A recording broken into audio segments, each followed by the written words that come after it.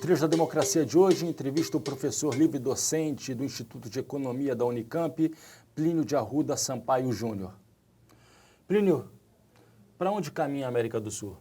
Olha, a América do Sul, a América Latina inteira, né, e a América do Sul em particular, está numa encruzilhada, né, que é determinada pelo impacto brutal da crise capitalista sobre o continente. A crise capitalista redefine a divisão internacional do trabalho. Na nova divisão internacional do trabalho, cabe à América Latina uma posição ainda mais especializada na economia mundial. E este é o determinante estrutural que condiciona a disputa política na América Latina e na América do Sul. Então, nós temos... Por quê? Porque na nova divisão, o espaço que cabe à América Latina é o espaço de uma neocolônia, né? Só que a neocolônia choca com a capacidade da sociedade de atender os problemas do povo. E eu acho que é essa que é a encruzilhada que está posta. Ou nós aprofundamos o processo de neocolonização, ou há uma reação contra este processo e uma afirmação das necessidades de resolver os problemas do povo, que eu vou resumir em basicamente dois, né? A segregação social, que marca a sociedade latino-americana, uma divisão brutal entre os de cima e os de baixo, o rico e o pobre, e o colonialismo, a dependência externa, econômica, financeira, tecnológica e, sobretudo, cultural. E eu acho que são estes problemas históricos, né, que agora voltam à tona com muita intensidade, porque nós estamos num momento de mudança. E o momento de mudança é a morte do velho e a disputa do novo, e eu acho que é este o elemento central que condiciona a história latino-americana contemporânea. Plínio, antes de avançar, é uma crise do capitalismo ou uma crise das fórmulas neoliberais? Eu acho que é uma crise do capitalismo, né? Nós estamos vivendo um capitalismo que o filósofo húngaro István Mészáros chamava de crise estrutural do capital, né? O que ele está dizendo é o seguinte: este é um capitalismo que não consegue mais resolver os problemas da sociedade sem agravá-los logo em seguida, né? E ele faz uma metáfora para isso. Ele diz: este é um capitalismo que tampa um buraco, cavando um buraco maior ainda. O neoliberalismo é a política deste capitalismo em crise estrutural, né? Agora, o neoliberalismo ele tem várias fases, né? O que está se discutindo agora é o seguinte: qual é a nova política deste capitalismo em crise estrutural, né? O capital, como é que ele resolve a crise? Retirando direitos, e devastando o meio ambiente, tá? Então, isto provoca uma reação dos de baixo, que é o que a gente está vendo, né? E exige um novo padrão de dominação, porque como o capitalismo agora é mais brutal, é mais antissocial, é mais antinacional, ele tem que ser mais antidemocrático, né? E a discussão, digamos, no andar de cima é como, digamos, ter um padrão de dominação que permita este padrão de política. E isso significa dizer que as fórmulas desenvolvimentistas ou neodesenvolvimentistas se esgotaram? Eu acho que sim. Essa metáfora, quando ela diz, né, tampa um buraco, cavando um buraco maior ainda, né? Nós estamos agora, vamos completar uma década de crise econômica, né? E o que a gente está vendo no mundo inteiro? É que a crise não está resolvida, porque você tampa um buraco, cavando, criando a possibilidade de uma crise econômica ainda mais forte em breve, né? Então, isso solapa a possibilidade de uma política desenvolvimentista, como solapa no centro a possibilidade de uma política de welfare state, né? Por quê? Porque o desenvolvimentismo supõe um mínimo de autonomia do Estado Nacional e supõe a possibilidade de uma industrialização nacional. Mas esta nova divisão internacional do trabalho solapa a possibilidade de uma industrialização nacional e, portanto, de qualquer possibilidade de desenvolvimentismo. Então, eu acho que o desenvolvimentismo é uma palavra de ordem anacrônica, né? Que ela não está posta concretamente, historicamente, na sociedade brasileira. Pensando nessa isso que você acabou de falar, do esgotamento, seja na Europa, nos países centrais da fórmula do welfare state, seja na fórmula desenvolvimentista ou neodesenvolvimentista, que tiveram na sua base, em termos políticos, pactos de classe, compromissos de classe. Não é? Então, isso significa dizer que não apenas essas duas fórmulas estão esgotadas, mas também esse, digamos, esse substrato político, essa fórmula política que foi implementada, digamos, e que deu certo durante um determinado período, durante uma determinada conjuntura na Europa Ocidental e nos países da América do Sul? Eu acho que sim, quer dizer, porque no fundo é um capitalismo mais brutal, né? No fundo é o capitalismo da catástrofe, da instabilidade grande, da catástrofe ambiental, é o capitalismo da barbárie. Porque qual é a mudança que nós estamos vendo? Uma coisa é você ter capitalismo, progresso e melhoria do nível tradicional de vida da população. É uma melhoria desigual, mas é uma melhoria. Outra coisa é você ter capitalismo, progresso e rebaixamento do nível tradicional de vida dos trabalhadores no mundo inteiro. Este segundo capitalismo é um capitalismo mais selvagem, mais brutal, né? Que é o capitalismo concreto que está posto. E ele vai, digamos, solapando o welfare state, vai solapando a democracia, né? Vai solapando a democracia, principalmente porque na crise, quem controla o Estado tem a vantagem de poder não quebrar, de ter o poder político auxiliando na luta econômica. Então, o grande capital, ele assalta o parlamento, né? E o parlamento funciona como um ritual.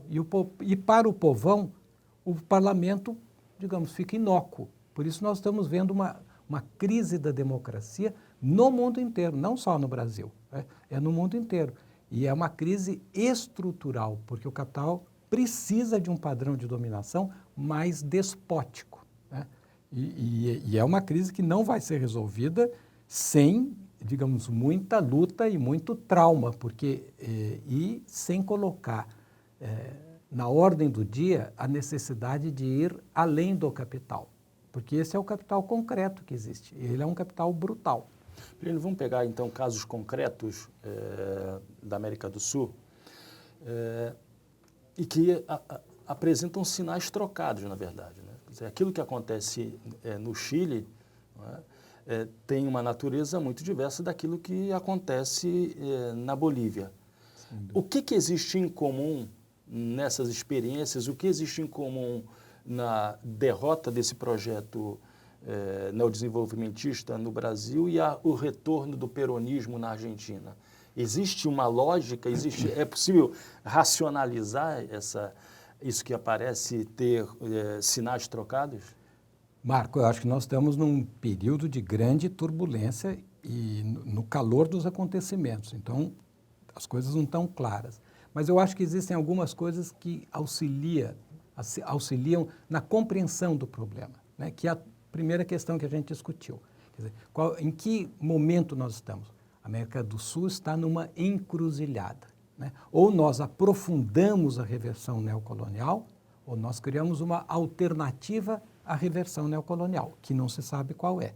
E eu acho que é isto que polariza a vida do continente. Então, o que nós estamos assistindo no Chile de maneira muito clara e muito séria, né? É o povo que vai para a rua e diz: queremos outro modelo econômico, queremos outro modelo político.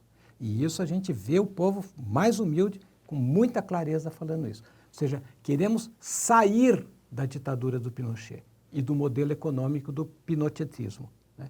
Então, é isso que está posto. Eu me lembro, né, as últimas palavras do Allende era: antes cedo do que tarde, o povo vai voltar. Na verdade, foi antes tarde do que cedo, mas o povo voltou. Então, no Chile é por ali que polariza. Mas se a gente for pegar Venezuela, né, o que está acontecendo na Venezuela e agora na Bolívia? É a direita se armando para liquidar um governo progressista, para pôr o que no lugar? Um modelo neocolonial mais profundo. Então, a crise acaba polarizando a luta de classes, né, entre digamos, o projeto burguês, que é um projeto, no fundo, de aumentar a reversão neocolonial, aumentar a barbárie e, portanto, organizar uma contra-revolução para impor goela abaixo do povo este novo modelo. E o povo embaixo que reage e que quer uma outra coisa e que ainda não está claro qual é a outra coisa.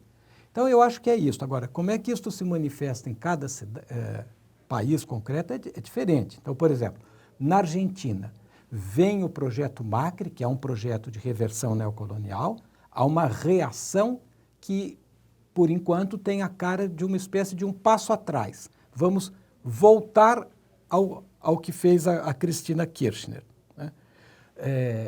No Chile já é outro projeto, vamos por uma outra coisa que não sabemos o que é, né? Aqui no Brasil, nós estamos na contramão disso tudo, né? Nós estamos numa espécie da vanguarda do atraso, né? Nós estamos entrando, mergulhando, aprofundando o modelo chileno econômico e que vai ter um desdobramento necessário para alguma coisa autoritária, se isto não for barrado, né? Então, nós estamos entrando naquilo que o povo chileno está louco para sair. Então, eu acho que no Brasil, as dimensões sociais que existiam no Estado brasileiro vêm sendo, de maneira acelerada, extintas, né? Quer dizer, aquele Estado que foi construído com base na Constituição de 88 vem sendo liquidado pelo projeto ultraliberal do Paulo Guedes, né? Na verdade, nós estamos assistindo no Brasil uma crise, né? Como é que isso bate no Brasil, na minha opinião?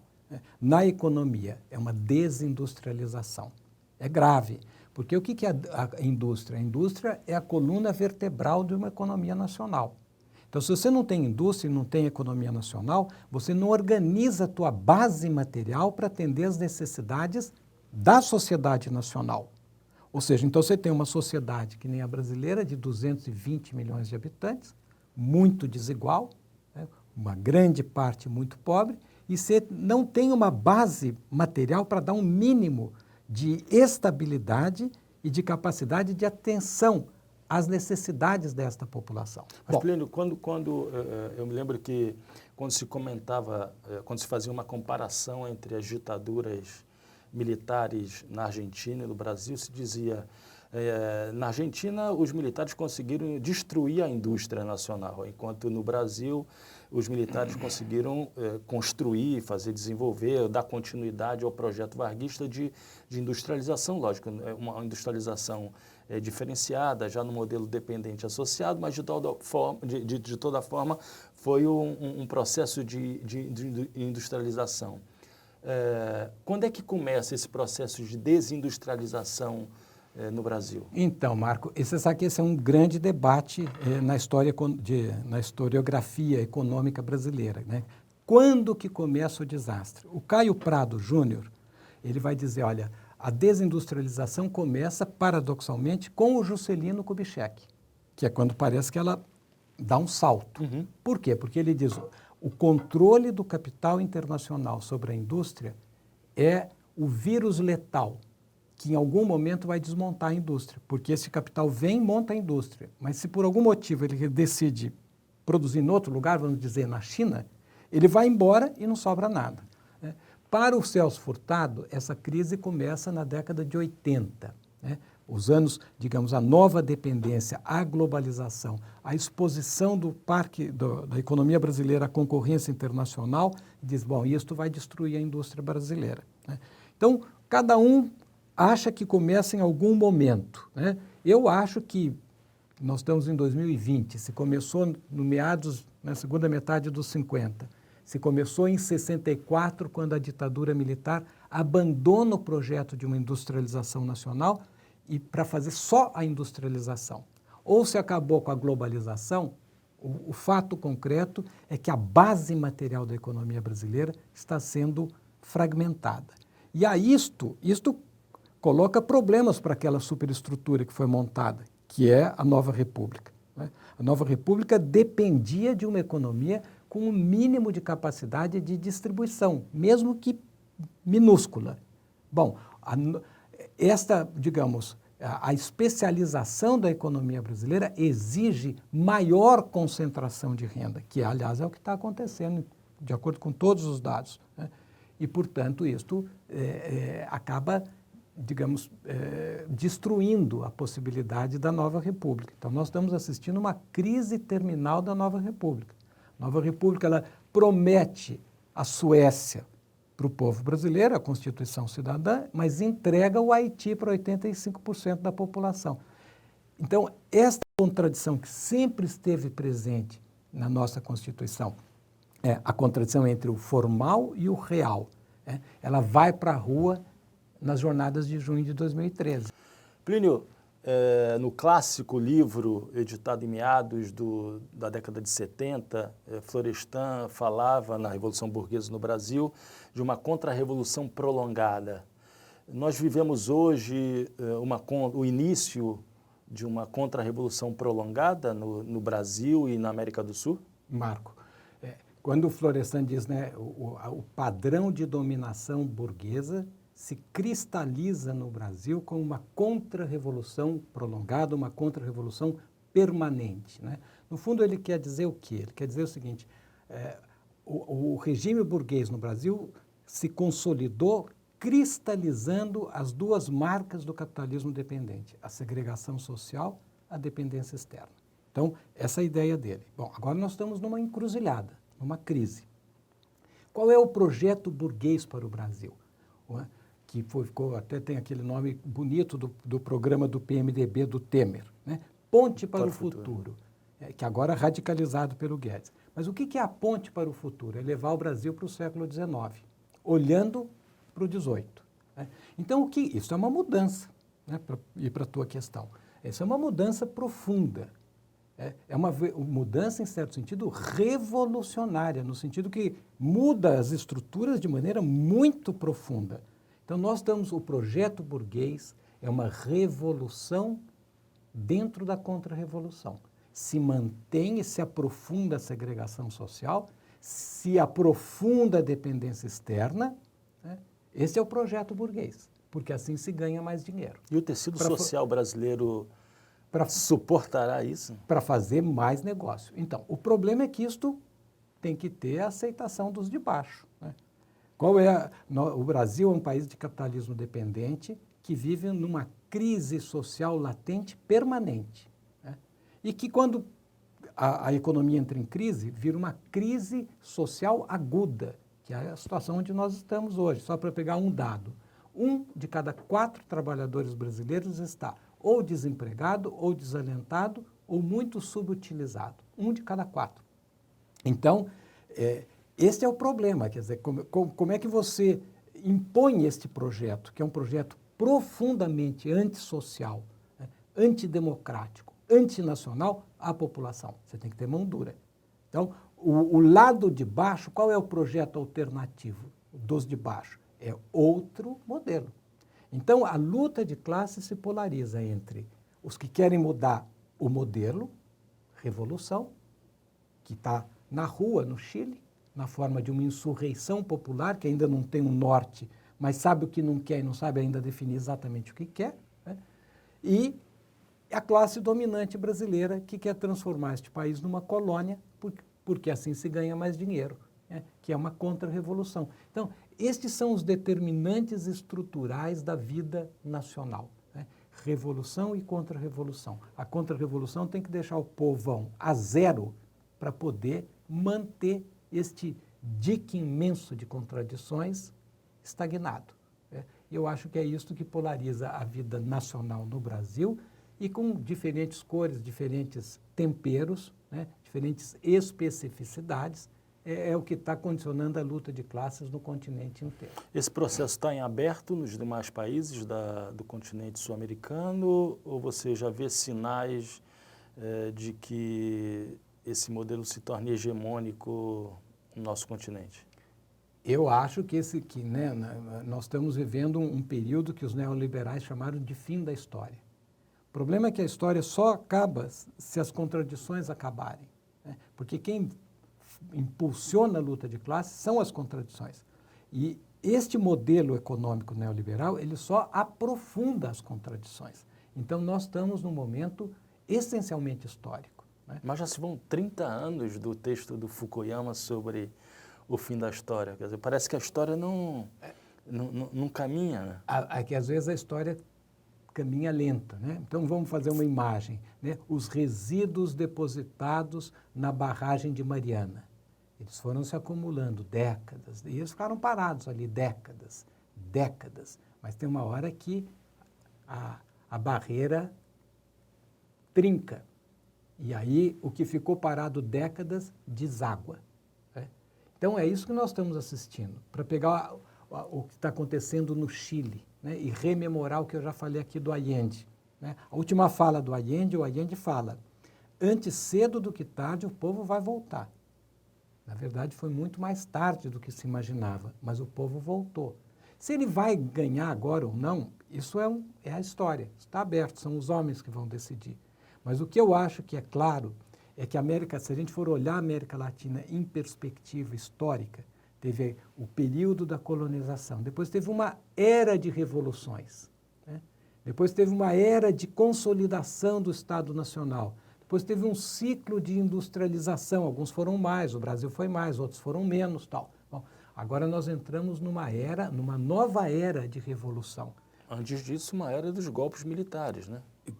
No final deste ciclo de industrialização nacional, o ciclo dos golpes, depois o ciclo desta redemocratização, liberalização, que dá uma certa institucionalidade sem mudar profundamente o Estado. Bom, e agora nós estamos abrindo uma era, que pode durar décadas, ninguém sabe, onde a América Latina está numa encruzilhada que joga duas cartadas, né? A cartada do capital, a cartada da burguesia, que é barbárie, que é o projeto de reversão neocolonial, e a cartada dos trabalhadores, do povo latino-americano, que é de enfrentar os problemas históricos da sociedade, a segregação social, o colonialismo. E isto obrigará este povo a enfrentar o capital. Agora, Marco, não é só um problema nosso, é no mundo inteiro os trabalhadores estão tendo que enfrentar o capital. Qual é a discussão hoje de parte importante dos trabalhadores na Inglaterra, nos Estados Unidos, que reverbera no debate do Partido Trabalhista, no Jeremy Corbyn, né, e no debate do Partido Democrata, de maneira muito clara, no Bernie Sanders. E que agora está no Chile por um outro caminho, pelo povão na rua. O debate é como sair do neoliberalismo. Como criar uma alternativa, como, no fundo, fazer a história, né? Quebrar essa ideia que só tem nós só podemos organizar o país dentro dos marcos do neoliberalismo, dentro da miséria do possível.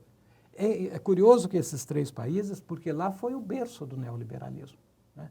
O neoliberalismo começa como uma experiência tirânica no Chile, depois é aprofundada pela Thatcher. No governo do Pinochet. No governo do Pinochet, depois é aprofundada pela Thatcher na Inglaterra, e depois vai para o Reagan no Estado. Bom, estes três países, o debate central gira em torno de vamos aprofundar o modelo elitista ou vamos sair deste modelo.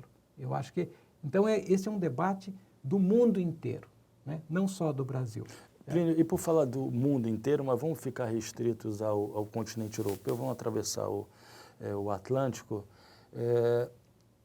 Como é que você vê o avanço da extrema-direita nos países do sul da Europa, na Itália, na Espanha, em Portugal não? Portugal está melhor aí. Está melhor por conta da geringonça, que deixou de existir, na verdade, né? E no leste europeu? Eu acho que, em certo sentido, né, cada lugar, nós vivemos um sistema que é global. E quando eu falo quando eu falo do avanço da extrema-direita, eu penso não apenas nos grupos neofascistas, né, mas também no crescimento nos parlamentos desses países, né? Sim, porque eu acho, né, o capitalismo é um sistema global, né? Então, nós, na verdade, há um denominador comum. Ele se manifesta de maneira desigual nos vários lugares. No elo fraco do capitalismo, a barbárie capitalista se manifesta de maneira mais dura, mais violenta, porque são sociedades mais frágeis. Então, é o que acontece na periferia europeia, seja no sul, seja no leste, né? E é o que acontece de maneira muito forte aqui na América Latina inteira. Então, aquela discussão que a gente fez para a América Latina, eu acho que ela se aplica para a Europa.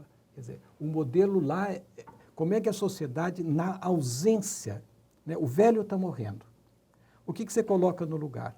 Na ausência de uma superação deste modelo, o que sobra é uma solução liberal autoritária, que é o que está sendo proposto, né, na Espanha, na Itália. O liberal lá é distinto do nosso, porque eles são mais nacionalistas, né? O nosso liberal é esquisitíssimo, né? Você pega o Bolsonaro, né?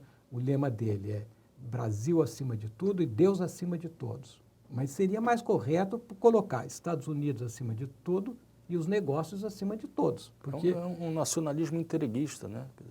Da melhor estirpe da UDN. não tem nada de nacionalismo aqui. Claro que quando você vai para o A leste europeu... retórica nacionalista e... Tem a única coisa nacional, não tem nada. O mais nacionalismo que eles chegam é a camisa da CBF, que é uma organização corrupta, né? Acho que pode ser classificada como uma organização criminosa, né? Então é o máximo que eles conseguem. Na Europa, claro, há mais defesa, há mais tradição, mas no fundo, qual é a solução? É uma solução autoritária.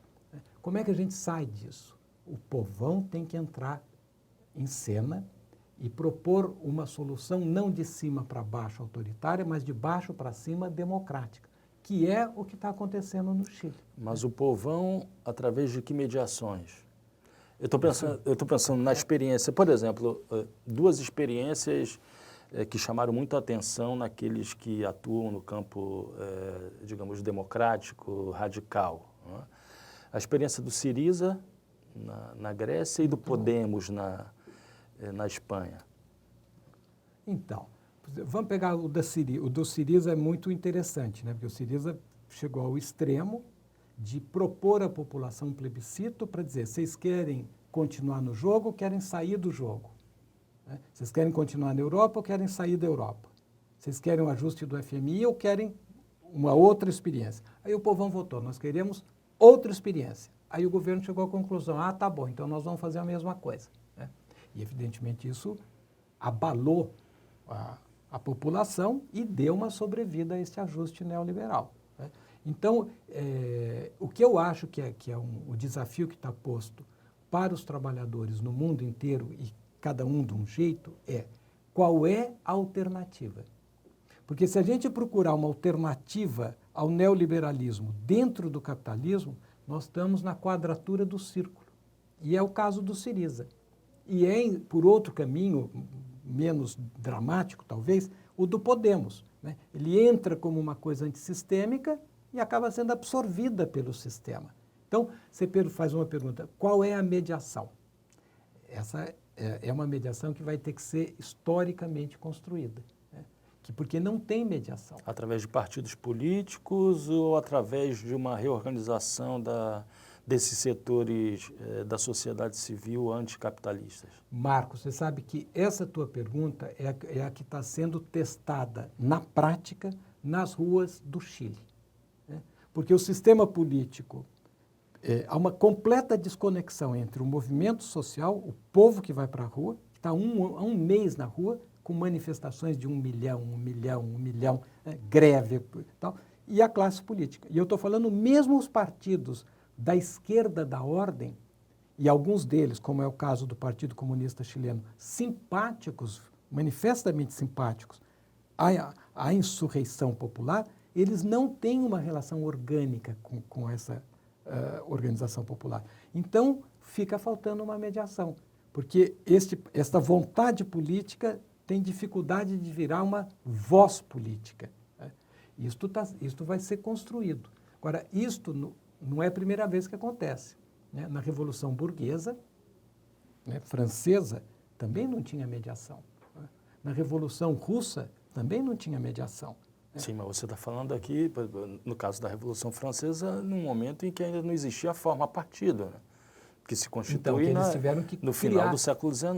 Porque, por exemplo, o que está acontecendo no Chile? Eles estão criando conselhos, né, são organizações sociais, agora já criaram um grande conselho que reúne 100 organizações de bairro, de professor, de sindicato, para ver se eles conseguem afunilar as demandas e transformá-la em alguma proposta. Mas isso é muito incipiente, né? E estes conselhos, em Santiago, eles também recolhem o debate de vários, que eles chamam de cabildos, né? Que são encontros que tem no Chile inteiro. Você vê a reportagem, por exemplo, da Telesur passando no Chile, você vê grupos, né, enormes, em várias regiões, pessoal reunindo para discutir o que fazer.